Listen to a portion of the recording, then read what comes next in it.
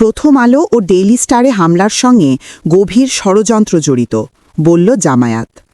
প্রথম আলো ও daily star কার্যালয়ে হামলা ও আগুন দেওয়ার ঘটনার সঙ্গে গভীর ষড়যন্ত্র জড়িত বলে মন্তব্য করেছেন বাংলাদেশ জামায়াতে ইসলামীর সহকারী সেক্রেটারি জেনারেল এহসানুল মাহবুব জুবায়ের।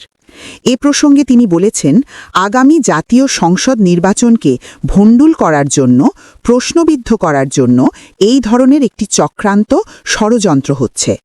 প্রথম আলো ও ডেইলি স্টার কার্যালয়ে হামলা ও আগুন দেওয়া এবং সম্পাদক পরিষদের সভাপতি নিউ এজ সম্পাদক নুরুল কবিরকে হেনস্থার প্রতিবাদে আয়োজিত এক প্রতিবাদ সভায় সংহতি জানাতে এসে এসব কথা বলেন জামায়াতের এই নেতা।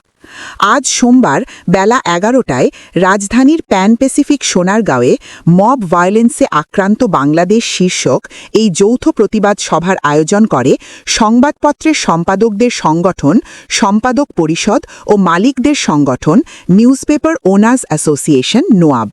এই প্রতিবাদ সভায় বিভিন্ন রাজনৈতিক দলের নেতা, পেশাজীবী সংগঠন, ব্যবসায়ী সংগঠন, সাংবাদিক সংগঠন ও নাগরিক সমাজের প্রতিনিধিসহ নানা শ্রেণী-পেশার মানুষ সংহতি জানাতে আসেন।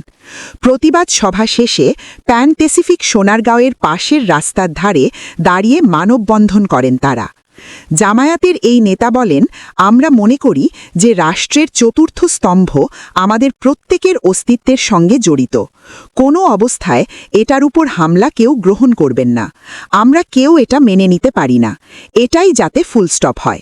বিগত সরকারের সময়ে গণমাধ্যমের ওপর হামলার প্রসঙ্গ তুলে ধরে এহসানুল মাহবুব জুবায়ের বলেন, অন্তর্বর্তী সরকারের দায়িত্ব অনেক বেশি। তারা সে দায়িত্বটি পালন করতে ব্যর্থ হয়েছে। আমরা মনে করি এখানে অবশ্যই সরকারের দায়িত্ব ছিল। আইন শৃঙ্খলা রক্ষাকারী বাহিনী এবং গোয়েন্দা সংস্থাগুলো কী করেছে সেটা খতিয়ে দেখা উচিত। পতিত স্বৈরাচার তার সব শক্তি নিয়ে এখনও সক্রিয় আছে বলেও উল্লেখ করেন তিনি।